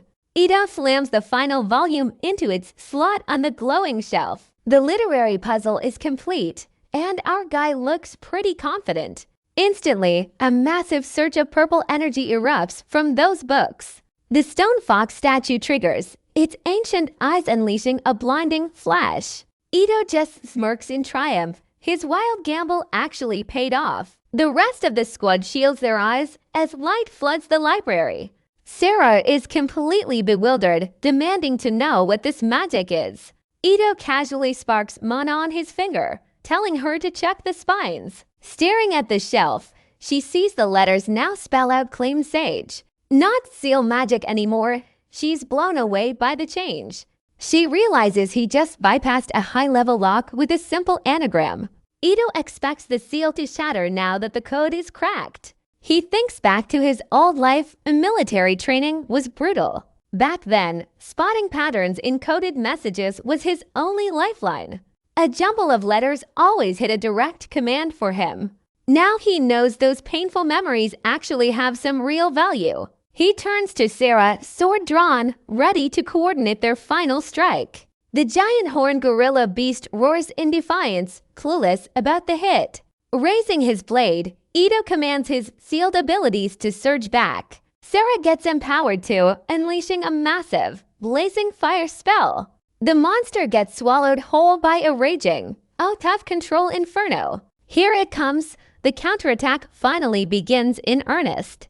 Ito raises his blade high, unleashing a wild surge of lightning. His thunder sword activates, and his captain's pingle gleams with power. It's a rush. He can feel his magical energy flooding back in. With full strength returned, he lunges to deliver a devastating strike. He slices right through the beast's defenses before it can react. That thunderous blow erupts in a flash, frying the phantom monster. Ito smirks in satisfaction. High-level magic really gets the job done. The giant gorilla beast collapses to the floor, defeated for good. Behind them, the squad watches in total awe at his power. Sarah is thrilled, running over to celebrate their hard-won victory. Ito just smiles back proudly. They really conquered it together. And honestly, they're only just getting started. Whatever comes next, they're ready for the challenge. That's the thing about this crew. They never back down. Even when the odds are stacked against them, they find a way. Watching them pull this off, it's pretty satisfying to see. The library is quiet again, but the real journey is just beginning. Ito checks his blade, feeling the hum of his restored power. Sarah catches her breath, looking at her leader with new respect. The rest of the team gathers round, still stunned by the fight. They've got a long road ahead, but they've got each other. A team like this, they can take on anything the world throws out. One victory down, but the true test is still waiting for them. Just when they think this team trial is finally done, that second horned gorilla beast roars back to life. Ito and Sarah stare in absolute horror. The phantom monster is still standing. It begins channeling a massive, swirling vortex of destructive purple lightning. From the ceiling above, the helpless squad looks up. Pure terror, that crackling energy is ready to obliterate them. Sarah panics. She recognizes this high-tier spell. She knows there is no hope of blocking it. Then a massive, blinding pillar of lightning crashes down. It's meant to wipe them off the map, bracing for impact. The pink-haired mage squeezes her eyes shut. She accepts her doom. But suddenly, a brilliant hexagonal barrier erupts. It surrounds the group, deflecting that deadly strike instantly. Ito stands tall, magic circles glowing. He made it, just in the nick of time. Sarah stares in shock at the legendary magic he just cast. She realizes our boy is constantly evolving into an unstoppable force. But that admiration shatters in a heartbeat. The squad screams, "Watch out!" The surviving gorilla beast channels a massive blazing fire spell. Right from its maw, shockingly, this phantom monster uses an advanced spell. It forces our boy to scramble. He dodges the inferno, sliding across the cold stone floor, refusing to let this giant outmatch him in raw speed. But then, a crackling red magic circle appears. It traps him right where he stands. Sarah panics. She recognizes it, that highly destructive explosion spell. The beast is already preparing to detonate. She reaches out in pure, raw desperation. The squad watches in sheer, frozen horror. The towering monster roars in triumph. It wants to vaporize our hero. Those students are paralyzed. The final countdown to doom begins. That giant horned beast charges forward, threatening to crush the entire squad in one single blow. Sarah gasps in absolute shock. A sudden blur streaks past her paralyzed body.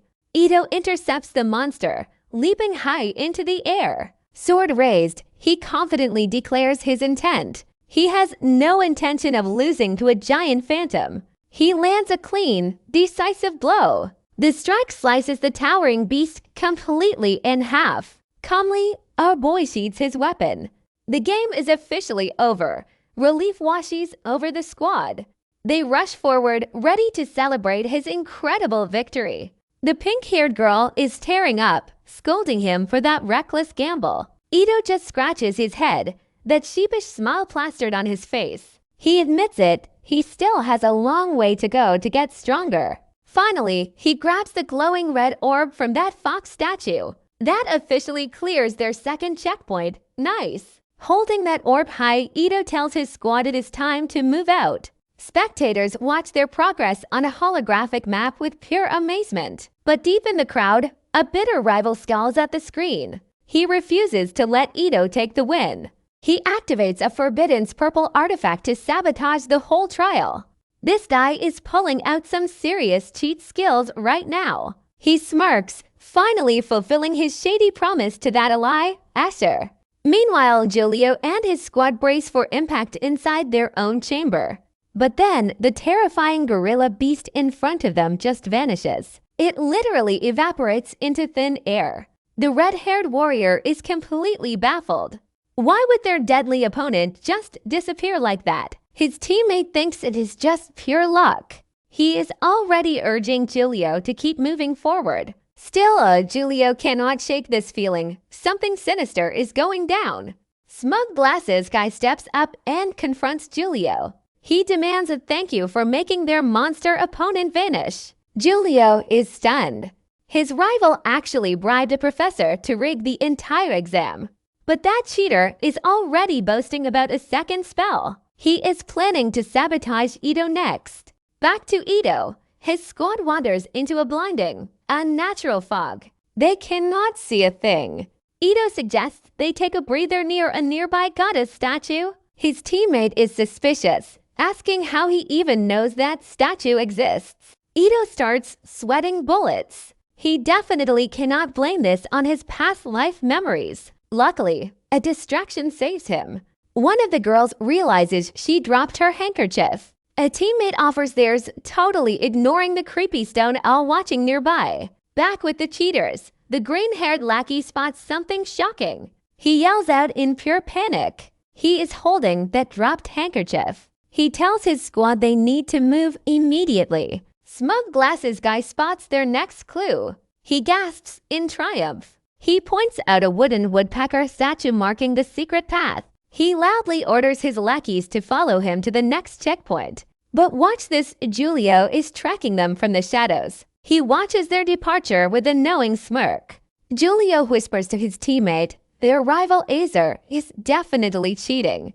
Azer is receiving outside help, and it's absolute trash. His hot-headed ally is fuming, instantly brandishing his massive battle axe. Julio calmly stops him, keeping a cool head under fire. He points out that a smart warrior always exploits a cheater. With the new plan set, they quietly tail the cheaters through the dense forest. Then Ito suddenly freezes in shock. The trial just took a bizarre turn. Our squad finds themselves standing at the edge of a massive dead end. A sheer cliff drop, right in front of them. Before he can even react, his teammate shoves a compass in his face. Something is seriously wrong here, and the needle is spinning out of control. A massive magnetic distortion is wrecking their equipment. Sarah dreadfully realizes they must have taken a completely wrong turn. Their map confirms it. They are wandering down an entirely different path. Ito stands in deep thought, mind racing. This magnetic anomaly shouldn't have triggered yet. He recalls his pre-reincarnation training, where he was warned about these failures. But this specific interference was supposed to happen much later, near the statue. A cold sweat breaks out. Our boy realizes someone rigged the trial. Panic sets in, and Sarah desperately asks their brilliant leader for his next move. Ito doesn't panic, even as the sun begins to set. He warns the team that traveling in the dark is almost impossible. But Ito remains completely unfazed. He calmly states that the darkness is actually going to be their biggest advantage. This unexpected claim leaves his teammates utterly confused. A bewildered Sarah asks for an explanation. Our boy just grins, nominating their resident quiet kid to lead the way. He points toward the sky, asking Forno to use his knowledge of the stars. Now watch this. This is where the tide turns. Forno's confidence instantly skyrockets, and he eagerly accepts the role. Sarah is completely starstruck, seeing how her leader planned for this from the start. Their path clear, Ito confidently declares they are still in it to win it. Forno begins studying the night sky to chart their course. Navigating through the treacherous forest is suddenly possible. The girls realize they can take a massive shortcut to the third checkpoint. Forno gazes up at the starry sky, successfully locating the constellation. Pointing excitedly, the quiet kid explains the path. The Southern Cross will guide them straight through the woods. To win, while Forno starts studying the night sky to map. Their path through that dangerous forest, it hits the girls. They can take a massive shortcut straight to the third checkpoint. Forno gazes up at the starry sky, locking onto the constellation. He successfully finds their guide, pointing up with a grin. And get this, the quiet kid actually explains how the Southern Cross will lead them straight. It's a total game changer for the team. Reaching their destination, Ito happily pats his shoulder. Their newly confident navigator takes the lead through the dark forest. Thanks to his stellar guidance, the squad arrives at the entrance. They successfully make it to the third checkpoint right on time. A massive stone warrior statue stands guard over the path. In front of it, a brazier burns with a bright, steady flame. Azure, that smug cheater, arrives first, gloating about his guaranteed win. With torch in hand, he has no idea he's being watched. Julio hides in the shadows, mocking the glasses-wearing idiot. The guy is doing all the work for them. His teammate celebrates. As they prepare to steal the lead, Julio suddenly stops him. He orders his ally to douse the torches immediately. Leave their rivals completely blind in the dark. His partner smirks at just how delightfully petty their leader can be. Julio's hot-headed teammate approves of this sabotage. They are fully committed to this underhanded plan. Ash's team won't know what hit them. They rush ahead, leaving their rivals blind and confused.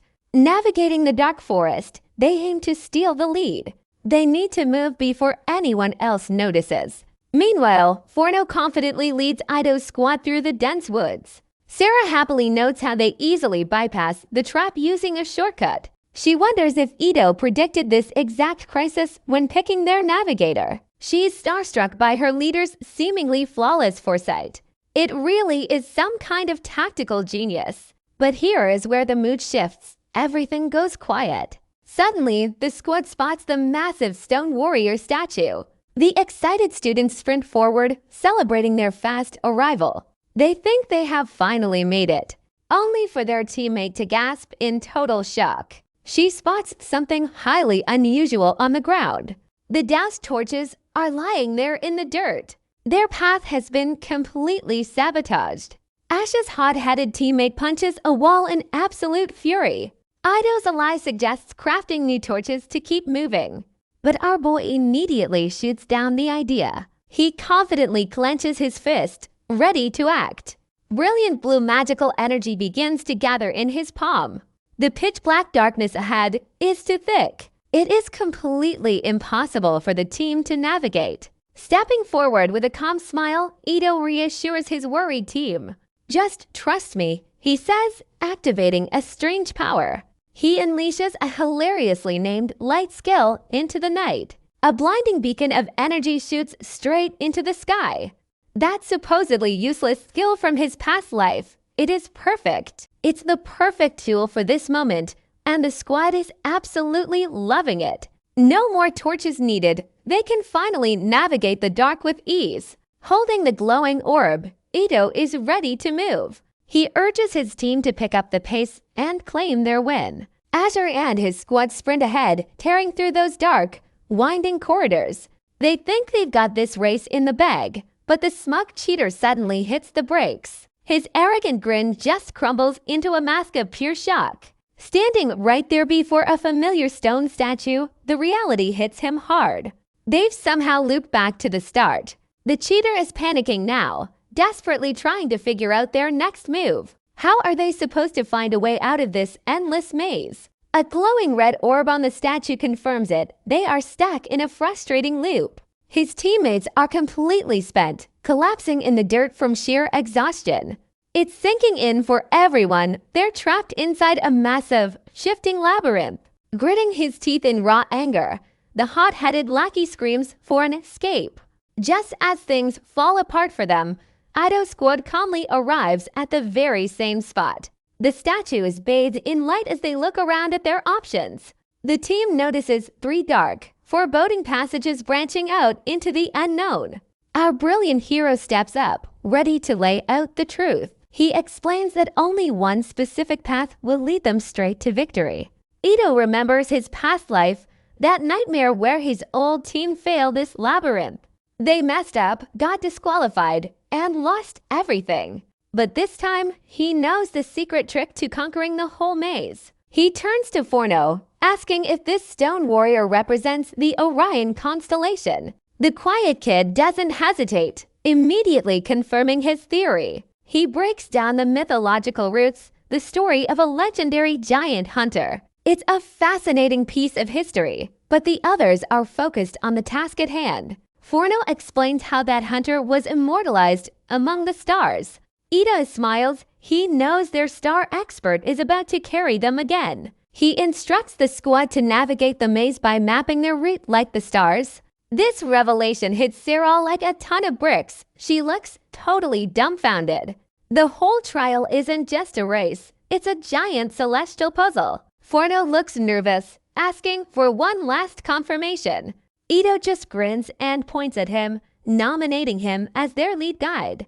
With the constellation mapped onto the stone, Forno begins his calculations. He points down a dark stone corridor, focus locked on the objective. Forno declares they've finally found the correct path. Ito rallies the squad, ordering everyone to stick with their brilliant navigator. Their boisterous teammate grabs Forno, showering him with praise for the find. As the boys sprint ahead, Sarah lags just a little behind. She's still trying to process everything that just went down. A look of wonder crosses her face. Can they really pull this off? His teammate wraps an arm around him, showering him with praise. As the boys eagerly sprint ahead, Sarah just lags behind, still trying to process what just happened. Is it even possible? Their genius leader handpicked this exact team for a reason. He foresaw every obstacle. Ida just smiles with his glowing orb, confidently telling them that victory is theirs. A few hours later, the group navigates the dark cavern with absolute ease until they spot a mysterious stone statue standing silently at the end of the corridor, causing Forno to gasp in excitement and point toward their next discovery, a red orb numbered 8, on the statue's arm, marking their final destination. This blonde teammate points down the final corridor, excitedly announcing that the finish line is just ahead. Sarah warmly thanks Forno, admitting they would have been completely lost without his brilliant navigation skills. But the humble, quiet kid deflects the praise, reminding everyone that Ito solved the maze's trick first. Suddenly, a quiet call from their teammate Amy makes Ito and Sarah turn around in curiosity, revealing a massive stone statue of a legendary hero holding a club and wearing a lion skin, specifically pointing out a golden key hanging from a thick chain wrapped around its neck, grabbing the key. The squad continues down the dark corridor with Ido's magical light guiding them, unaware that a creepy dark claw is slowly reaching down toward them from the shadows. Above, they finally reach a massive stone door, spotting 3 untouched red stones sitting on a pedestal,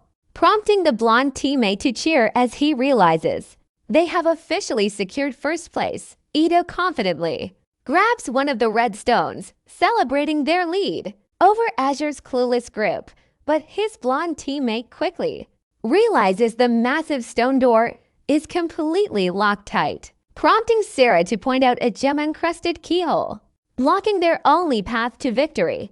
Amy eagerly steps forward with the golden key they just snatched from the statue, only for her smile to fade as the key refuses to turn inside the lock, leaving the girls completely baffled as they wonder if they grabbed the wrong item.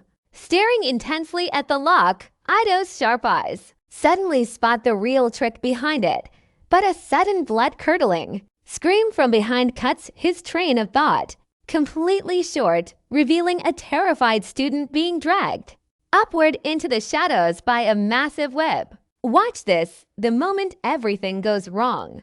A deadly monster has joined the race, and a massive, glowing purple spider descends from the ceiling, holding their captured navigator in a tight cocoon, leaving the rest. One of the squad lets out a scream of pure terror as their friend hangs there helpless, Sarah frantically shouting to blast the monster.